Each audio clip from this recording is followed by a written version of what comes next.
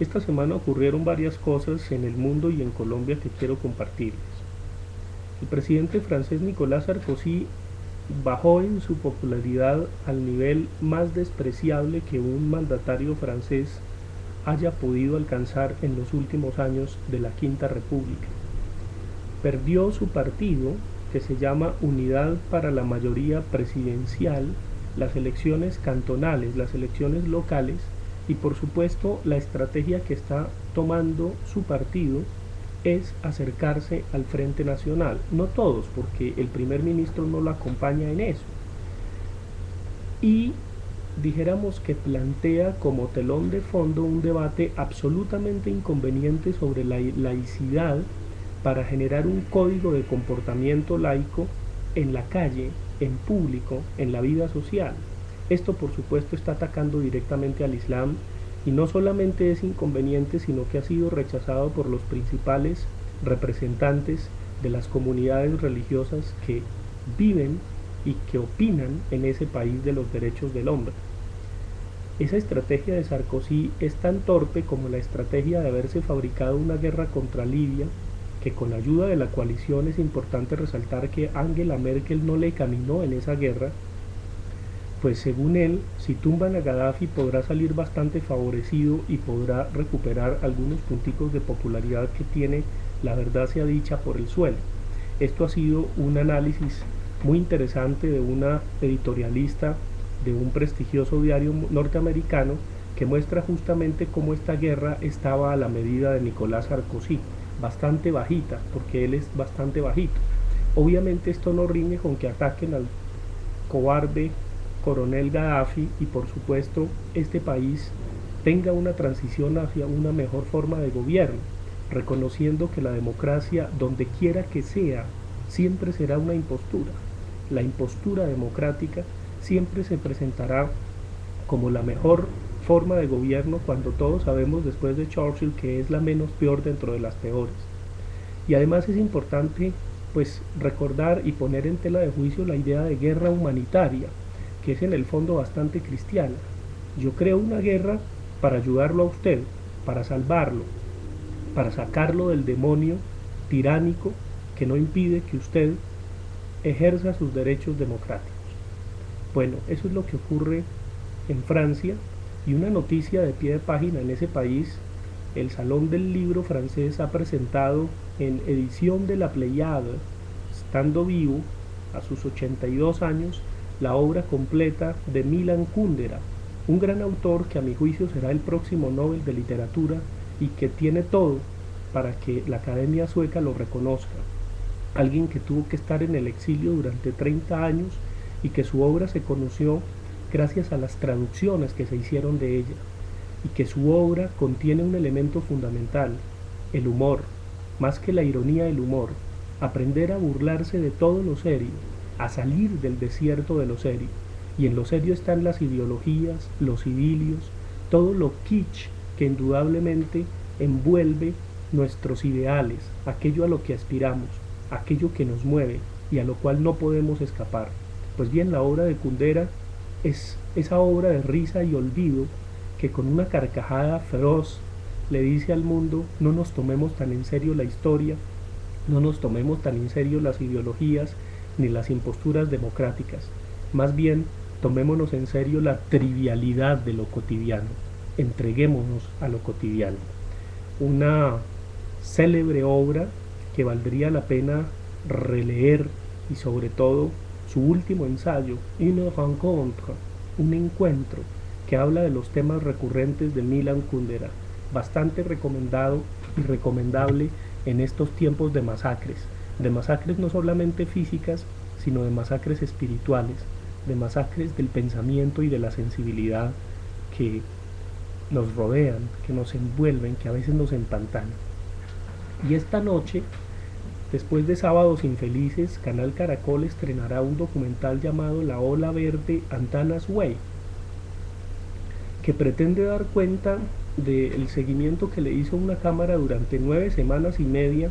a la campaña de Antanas Mocus por la presidencia de Colombia. Como documental no vale la pena tanto, es malito, tiene unas imágenes de poco color, unos planos muy precarios, y esto es lo que ocurre generalmente con toda producción audiovisual que quiere resaltar es el contenido y no la forma, que es uno de los errores mayores cuando uno hace una obra. Aquí lo que cuenta es el contenido y en particular el personaje que la ilustra. Antanas Mockus y sus contradicciones. Antanas Mockus, que se presenta claramente como alguien que no es un político y que no tenía por qué serlo, y que qué bueno que no lo haya sido. Antanas Mockus, que es una persona terriblemente sincera, tan sincera que produce nudos de garganta, tan sincera que no teme decir yo no sé eso, no importa que me masacren, no se lo puedo responder, le dice a la bruja de Claudia Gurizate, y luego la otra bruja de Vicky Dávila pues arremete contra él y por supuesto le da la estocada final. Profesor Mockus, pero si usted va a ser presidente y no sabe qué pasa con la segunda instancia para aquellos que son investigados por la corte, para los senadores, entonces ¿cómo es que va a ser presidente? Y obviamente en ese mismo último debate de RCN, que fue fatídico, pues el hoy presidente Santos le dijo a Antanas Mockus que votar por él, la gente decía, y lo decía era él, era un salto al vacío porque no tenía un proyecto claro, no tenía metas, no tenía objetivos, no había presentado el plan de gobierno. La verdad sea dicha es que a lo largo de todo el documental solamente Antanas Mockus da un discurso, el último, el de la derrota, cuando tiene los ojos encharcados y cuando dice ¿y ahora qué? Ahora todo. Pero ese ahora todo es una ahora nada como el de la ola verde que se volvió un charco según Antonio Caballero. Ese es el último discurso, ese es el discurso del rey. Por esto será reconocido y por esto será recordado, pero además por su manera de ser, por su extraordinaria sensibilidad que lo conmueve el vuelo de una pequeña mariposa, que lo conmueven tantas cosas tan hermosas que la gente le dio durante esa campaña pedagógica. Y un momento terriblemente bello, cuando después de haber leído tan mal en esa primera vuelta y él celebró la famosa misa carismática porque se le olvidó lo que tenía que decir y esto es aterrador, pues obviamente ahí se cayó. La rata de JJ Rendón dijo o cita una frase de Napoleón Bonaparte: cuando un enemigo se está equivocando no hay que interrumpirlo, hay que dejarlo que se hunda. Eso fue lo que hizo la rata de JJ Rendón y pues les fue muy bien a los santistas con la campaña política porque dejaron que el oso cósmico que estaba haciendo Antanas en el centro de convenciones Gonzalo Jiménez de Quesada celebrando la famosa misa carismática lo acabara de hundir. También otra estocada se la dio pues Jaime Bailey comentando en su programa que ya no era el francotirador desde RCN, el horror de esa misa carismática y cómo evidentemente Antanas Mockus no era un jefe de Estado. Bueno, eso fue lo que ocurrió, ya no nos podemos lamentar, quedan en el documental esos rostros y esos silencios magníficos de la derrota, silencios que me conmueven, inclusive el de Enrique Peñalosa, quien estaba triste, el de Lucho Garzón, el de Liliana Caballero, el de todos esos personajes que queremos Antanas y que sentíamos un nudo en la garganta, no porque él se equivocara, sino de ver su absoluta honestidad, de ver que para ser político hay que saber mentir y que él no sabe mentir, de ver que él no sabe guardar las apariencias y él mismo lo confiesa. Y todo eso es muy bello porque definitivamente ojalá la mirada de un documentalista lituano que va a hacer en cine un documental sobre Antanas Mockus nos proyecte mejor ese absurdo. Pero quería enfatizar que hay un momento muy bello después de esa pérdida de primera vuelta, perdida aunque pasó a segunda vuelta, pero estaba arrastrado, no había nada que hacer, en el Congreso de la República, creo que es en el Salón Elíptico del Capitolio, cuando Antanas dice yo soy un bastardo y Santos es un aristócrata, solo la educación me permitió estar aquí, haber ascendido socialmente, y esto es muy valioso, porque mientras al uno la educación le fue absolutamente concedida desde el Colegio San Carlos, Antanas, un hijo de inmigrantes, logró llegar a este país y logró ser lo que es y promoverse gracias a la educación. Pero es eso justamente lo que hoy día está en tela de juicio con este proyecto de la señora ministra que proviene de Cámara de Comercio y no tiene ningún doctorado, ni ningunas investigaciones, ni ningunas publicaciones, y pretende simplemente con buena voluntad, recuerden que el infierno está lleno de eso, inyectarle recursos privados a la educación pública. Pero esa inyección de recursos privados a la educación pública lo único que revela es que el gobierno o bien no tiene, o bien no quiere, o se quiere lavar las manos con respecto al patrocinio de la educación superior de alta calidad. Pero como dijo el rector Wasserman, la calidad no se privatiza, y yo diría algo aún más, no se improvisa. Hay que mostrarle a la señora ministra, al país, a la sociedad y obviamente a los contribuyentes con el mejor espíritu universitario, no con estos signos de vandalismo que desgraciadamente siempre ocurren en las universidades públicas cuando botan piedras y entonces se enfrentan a las tanquetas de la policía y dan este espectáculo bochornoso que lo único que deja en entredicho es el espíritu universitario. No, con el mejor espíritu universitario tenemos que empoderarnos de las cifras, de la cantidad de grupos de investigación que tenemos, de los profesores altísimamente capacitados con doctorado, de las publicaciones que se dan en las universidades públicas para señalarle, señora, oiga, señora ministra, la calidad no se improvisa ni se privatiza. Es el Estado quien tiene que de una manera decidida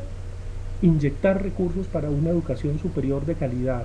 Porque si usted cita al Brasil, lo que hizo el presidente Lula es bajarle un poquito los ingresos a los ricos para que los pobres ganaran un poquito, nada más. Y esa nivelación, esa brecha, solamente se acorta, solamente se agota un poquitico con educación de altísima calidad. A la educación superior no le puede ocurrir lo que le ocurrió a la educación básica y media, que la perratearon con la promoción automática y que hoy día vale muy poco en este país, Colombia. Pues mis amigos, de eso quería hablarles. Quería invitarlos a que también no perdamos el sentido del humor, a que cada vez que estemos ante un político le digamos, señor, perdóneme, ¿usted en qué telenovela es que trabaja? Lo mismo para las ministras y los viceministros.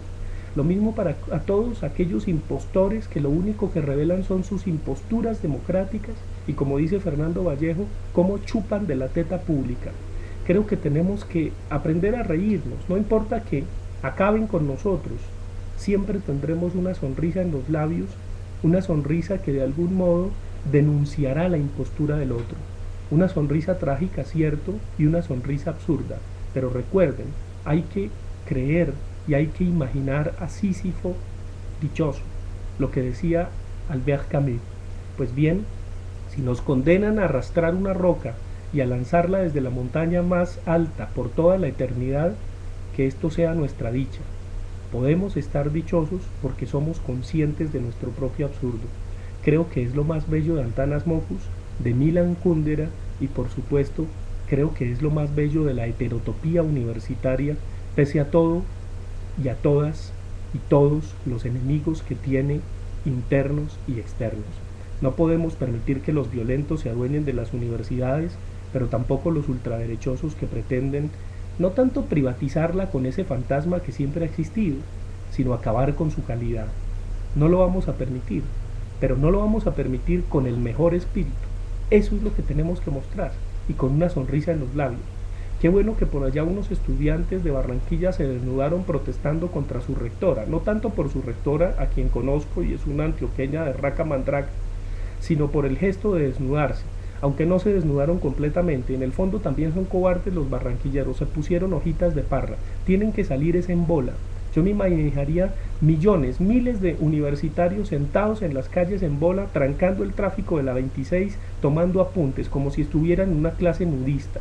Eso sí que llamaría la atención de los medios y mostrando con pancartas, repito, las cifras de calidad que tenemos en nuestra universidad, en nuestras universidades. Solo así podemos